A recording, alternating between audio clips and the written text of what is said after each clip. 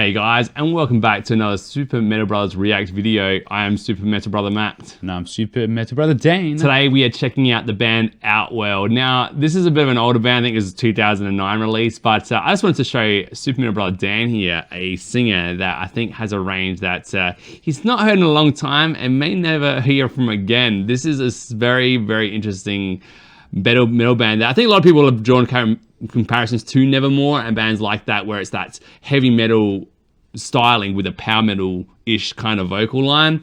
Danny, what do you know about the band Outworld, or at least Rusty Cooley? I know Rusty Cooley's a pretty crazy guitarist, and that's about what I know. Rusty Cooley is such a great guitarist that he is the only guy, one of the only guys that I put in my top 3 or 4 that has what I call the Space Invaders complex. Now, unfortunately, the paradox is if you play too fast, it just sounds like an Atari video game, I think. And he is one of the guys. I would also say Buckethead goes in that list.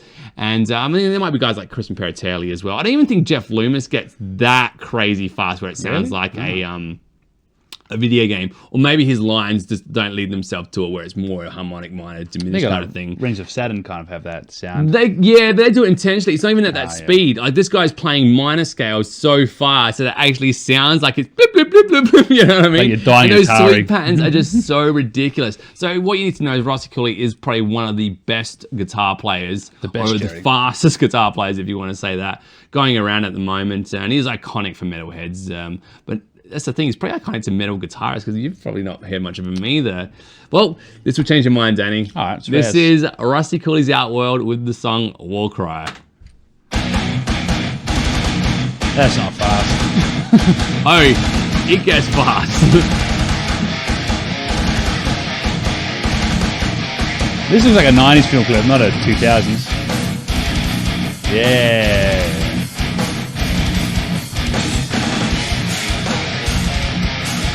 Good, stomping. Pretty cool. Yeah, it's cool. Yeah.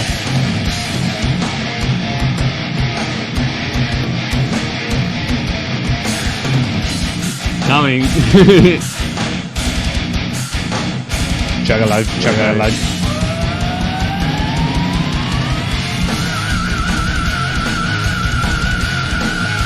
That's pretty memorable. Yeah.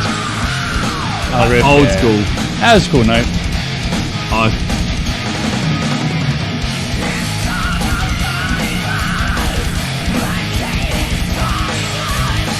Come on, fans, man, that's metal.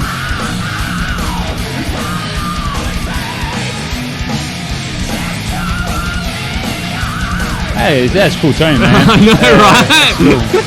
How crazy is that? That's cool.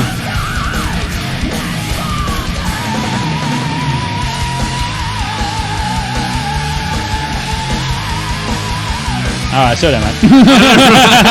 Just how over the top is that? That's pretty cool. Yeah.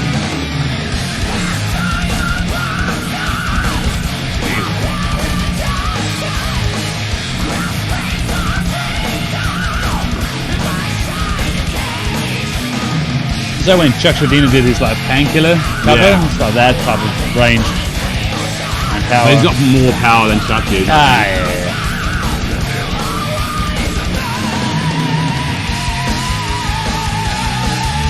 Cool, man. Oh, I know, right? evil. Yeah, it's cool, isn't it? So high. Oh, In the drummer standing. Oh, you know it's serious, man. Absolutely. The drummer stands.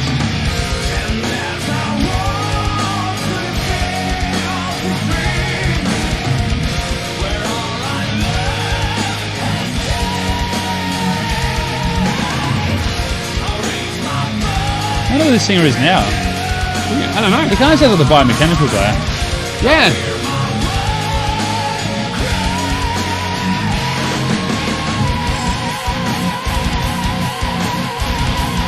I think the chorus is a little less subtle, a little more subtle than the verse, that's for sure. Cool.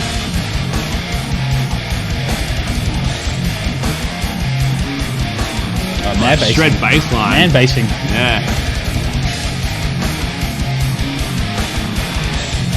Oh, look at the crowd now. Oh, bang. Nah, it comes and goes. They're probably just walking past and like, whoa, that was awesome. Hey, we work here, man. It's our factory. Oh, yeah, you get a guitar solo. Crowd surfing. Oh, you have a guitar solo. Yeah.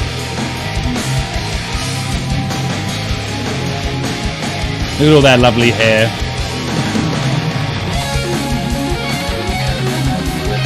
Oh, near Glasgow, man.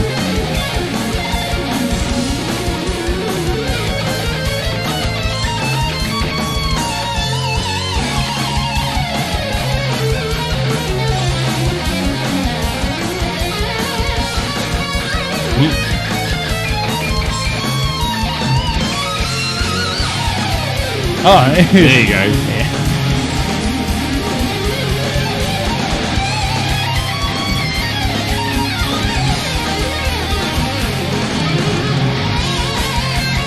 Yeah, that's cool. It's cool. The drumming's doing well to help drive the solo. Increase intensity with it.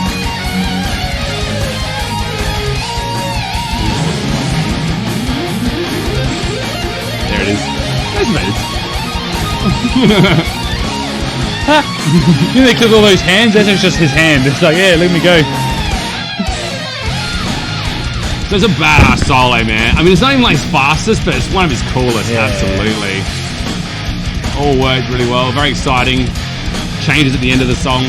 Sorry.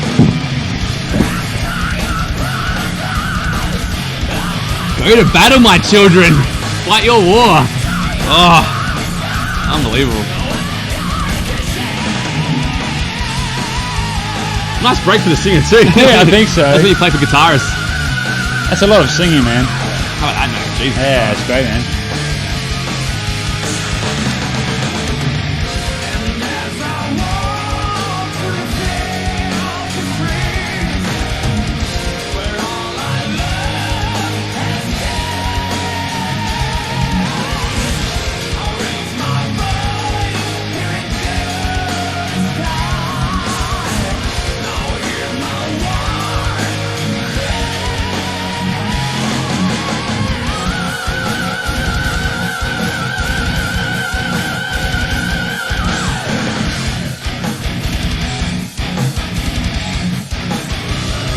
Oh, motion now. Oh, it growls as well.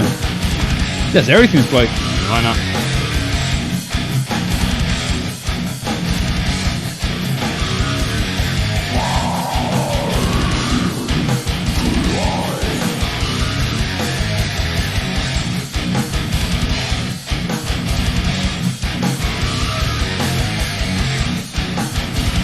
Just waiting for like a poorly CGI like monster or dragon at the end to come and just like shut down the studio. Yeah. Like, I think it's that bad of a middle. yeah. We wish we had money for bad CGI. Yeah, Thank woo! you, Stacey, All for right. that film clip. What do you think, Danny? That's pretty good, wasn't it? Yeah, it was, That's a wasn't good it? riff, good solo, great singing. I know, right? Pretty rocking. I know. Good groove. Yeah, the how high is that? Like, as far as singers that you can think of off the top of your head, where does he sit amongst the list of those guys? It's pretty good. I mean, power-wise, he gets up there. I mean, he's like near the Rob Halford type area, but he's Yeah. got such a strong tone as well. It's Yeah. like, it's like pretty much Firewind-esque like singing. Yeah, You fit into bands like that. yeah. Yeah. No, it's very. You mentioned the guy from Biomechanical. He has a very similar kind of feel to that as well, where it's that kind of this scream, like this shred tone to his singing. It does feel like it belongs, I guess, inspired at least from power metal style, but there is something different than just having that folk-inspired softness to it. There is a certain attitude But with even that. like a younger Phil Anselmo did all that stuff. And Yeah, he had that's true. that gravel or that grunt or have you describe it to his tone as well. It's not just like a high note, but it's that little tinginess underlying, which gives it nice depth, which makes it sound more pleasant. It would be so easy to screw something like that up, though, because it's such a he needs such amount of conviction for that to A lot work. of power, right? man. A lot of air going through your vocal cords Yeah. to produce those high powered notes all the time. I remember when I heard Vandenplaats, the early stuff of that, and he was going for some of that, but it lacked that intensity, and it does sound really bad. Like, and then eventually the band would fix themselves up and make them sure that they do really, really well. Even guys like James Labrie, when he tries to do that, he went through that unfortunate period where he damaged his voice, and he was trying those styles, and it wasn't working. That live Tokyo show where you heard him fall real flat of doing. But even later when they did that Stargazer cover, and that was not great. So exactly. Ronnie James Dio obviously as well. That kind of power and technique. it's long-lived Dio. But I got a kick out of that. Plus, you've got not only a great singer, you have one of the best guitarists running around in heavy metal as well. You can just do all that cool stuff, and that was showcased to some of his brilliant songwriting ability, as well as guitar solos. Where I think that's where he really shines, is his innovation into guitar soloing in a heavy metal context. But the song was cool. I gave him a chance to really show that off. Yeah, that's cool. Man. I liked it. I loved revisiting it. I always get a kick out of listening to that song now and then. Yeah, it comes in a really crappy format for the YouTube, so hopefully there's a HD file somewhere that I can get that song onto so I can listen to it in all its sexy glory. Probably recorded for like VHS. Yeah, I know. Back then, did they even have internet? Like, wow, there you go. Well, guys, let us know what you think of Rusty Cooley's Outworld with the song Warcry. I sure dug it, and I hope you guys did too. In the meantime, I am Super Metal Brother Matt. And I'm Super Metal Brother Dan. We've been the Super Metal Brothers. Thank you guys so much for watching. We'll catch you in the next video.